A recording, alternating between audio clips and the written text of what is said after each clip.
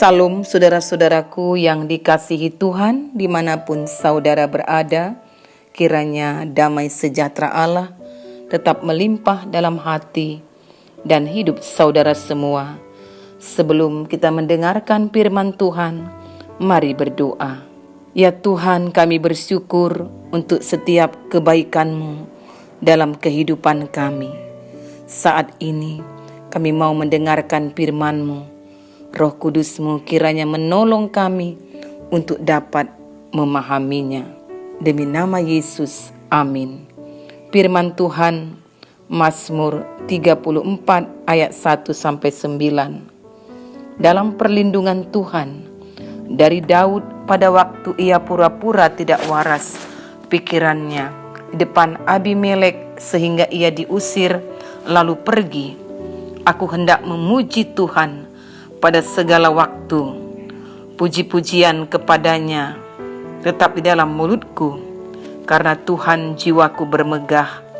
Biarlah orang-orang yang rendah hati mendengarnya dan bersuka cita. Muliakanlah Tuhan bersama-sama dengan aku. Marilah kita bersama-sama memasyurkan namanya. Aku telah mencari Tuhan, lalu Ia menjawab aku dan melepaskan aku dari segala kegentaranku. Tujukanlah pandanganmu kepadanya, maka mukamu akan berseri-seri dan tidak akan malu tersipu-sipu. Orang yang tertindas ini berseru, dan Tuhan mendengar. Ia menyelamatkan dia dari segala kesesakannya. Malaikat Tuhan berkemah di sekeliling orang-orang yang takut akan dia, lalu meluputkan mereka. Kecaplah dan lihatlah betapa baiknya Tuhan itu. Berbahagialah orang yang berlindung padanya.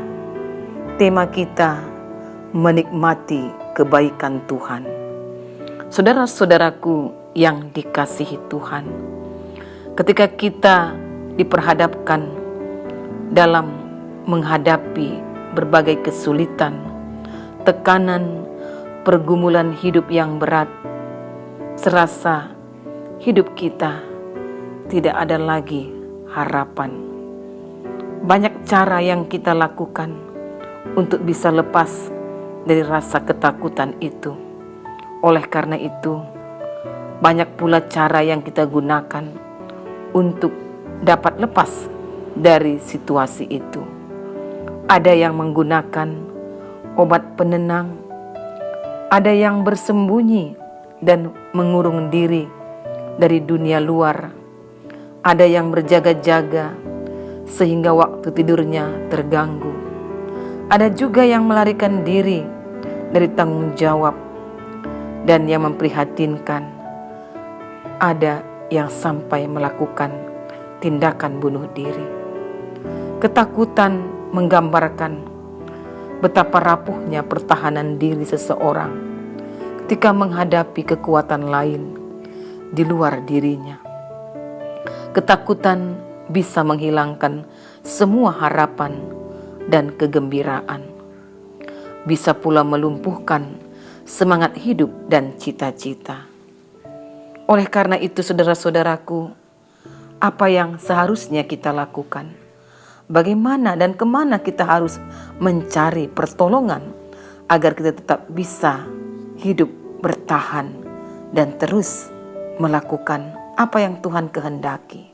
Oleh karena itu, manusia harusnya, termasuk kita sebagai orang percaya, untuk dapat lepas dari situasi ketakutan. Pemazmur telah memberi contoh bahwa pemazmur memberi kesimpulan hanya Tuhanlah satu-satunya yang dapat menolong manusia melewati hari-hari yang berat dalam kehidupannya. Hanya pada Tuhan orang percaya mengalami tetap ada sukacita. Hanya pada Tuhan sajalah orang percaya pun dapat menikmati kebahagiaan. Hanya Tuhan yang dapat menjawab doa orang beriman yang ada dalam kesusahan. Saudara-saudaraku, dari nas renungan kita Mazmur 34 ini Adapun Mazmur ini dituliskan dalam situasi ketika Daud berpura-pura gila di depan Abimelek. Ini bisa kita bandingkan ketika kita membaca 1 Samuel 21 ayat 10 sampai 15. Dijelaskan di sana bahwa Saul berusaha membunuhnya sehingga Daud harus melarikan diri ke Gad. Namun kehadirannya di Gad pun diketahui oleh Raja Gad, yaitu Akis. Inilah nama sesungguhnya. Atau Abimelek, yakni jabatannya, yang artinya ayah dari raja. Oleh karena itu, lengkaplah sudah kesulitan yang dihadapi Daud. Oleh karena itu, ingin menghindari dari hadapan Daud, ia berusaha berlari ke tempat yang lain karena Saul terus berusaha untuk membunuhnya. Dan Daud berpisah dari Yonatan, sahabat karibnya, dan berjumpa dengan Akis yang membenci Daud karena telah membunuh Goliat. Karena itu, tidaklah heran jika Daud pun merasa gentar, malu, tertindas dan merasakan kesesakan. Ia merasa terjepit dan tidak ada seorang pun yang dapat lagi diandalkan selain Tuhan Allah. Karena itu Daud berseru kepada Tuhan. Saudara-saudaraku yang dikasihi Tuhan, pada waktu ketika pelariannya lah Daud pergi ke Gad, di sana ternyata pegawai-pegawai Raja Akis mengenal Daud dan membuatnya menjadi takut, sehingga Daud akhirnya berpura-pura gila dan lupa ingatan. Ia menggores-gores pintu gerbang dan membiarkan ludahnya meleleh ke janggutnya, dan akhirnya Daud pun selamat dari situasi di mana Saul ingin membunuhnya. Dan Abimelek secara khusus pada renungan kita ini, Daud hendak mengakui bahwa yang dilakukannya adalah hikmat yang berasal dari Tuhan. Kesanggupannya melakukan tindakan seperti itu bukanlah karena kemampuannya, tetapi karena perlindungan Tuhan semata-mata atasnya, sehingga ia mampu melakukan seperti itu dengan segera.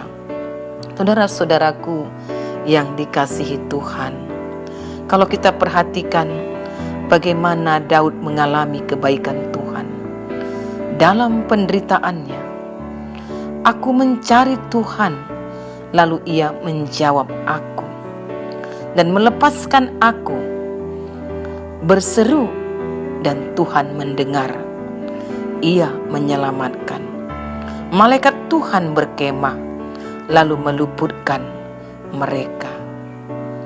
Daud mengalami kasih Tuhan lebih mendalam justru di tengah-tengah penderitaannya. Ia merasakan Tuhan dekat dengan orang yang patah hati dan yang menyelamatkan orang yang remuk jiwanya. Karena itu, bukannya mengecam Tuhan atas kesusahan hidupnya, Daud justru memuji-muji Tuhan dan mengajak segenap umat membesarkan namanya setelah mengalami kebaikan Tuhan. Hati Daud tidak hanya dipenuhi oleh rasa syukur dan pujian kepada Allah, tapi juga meresponinya dengan takut akan Tuhan.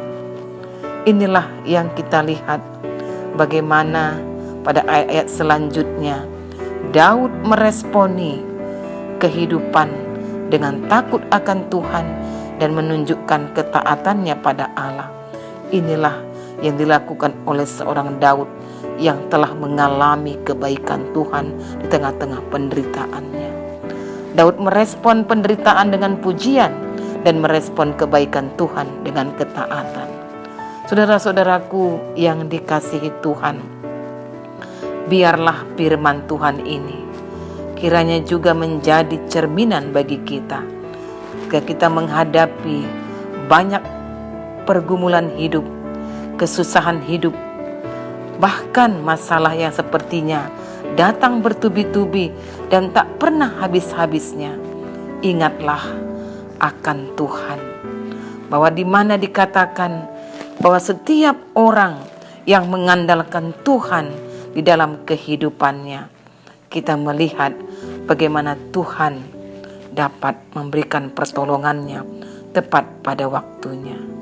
Secara khusus, renungan kita memberikan bagaimana contoh ketika Daud dalam pelariannya karena dikejar-kejar oleh Raja Saul.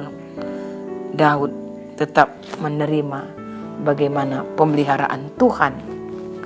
Jadi oleh karena itu, kita yang sedang berada dalam situasi berat, yang umumnya akan menjadi kalut, takut, dan frustasi, marilah meniru seorang Daud yang terus mengarahkan pandangannya kepada Tuhan dan mengingat-ingat akan kebaikannya, sehingga ia tetap bisa memuji-muji Tuhan. Kita melihat bagaimana Daud sangat percaya akan Tuhan yang disembahnya, karena Tuhan tidak pernah berubah. Kalau dulu Tuhan menolong saat ia berhadapan dengan singa atau beruang atau binatang buas lainnya yang berusaha untuk menerkam kawanan domba yang digembalakannya. Kalau dulu Tuhan turut campur tangan saat ia berperang melawan musuh dan memberinya kemenangan, maka Tuhan yang sama pasti akan meluputkan dia dari pergumulan yang berat itu juga. Karena itulah dalam keadaan yang seakan tiada harapan, Daud selalu mengingat betapa baiknya Tuhan itu dan berusaha untuk mengecap segala kebaikannya.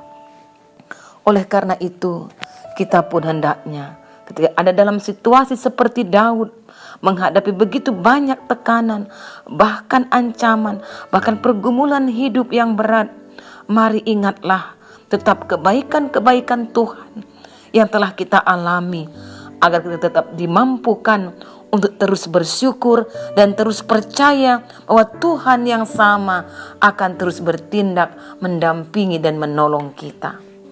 Ketika kita mengecap kebaikan Tuhan, ketika kita hidup menikmati kebaikan Tuhan, kita akan dapat merasakan betapa Tuhan tidak pernah meninggalkan kita. Ketika kita mengecap kebaikan Tuhan, kita akan memahami bahwa janji Tuhan adalah ya dan amin. Sehingga kita bisa kuat dan tegak berdiri sekalipun menghadapi terpaan badai. Oleh karena itu, jangan hanya memandang kepada besarnya masalah.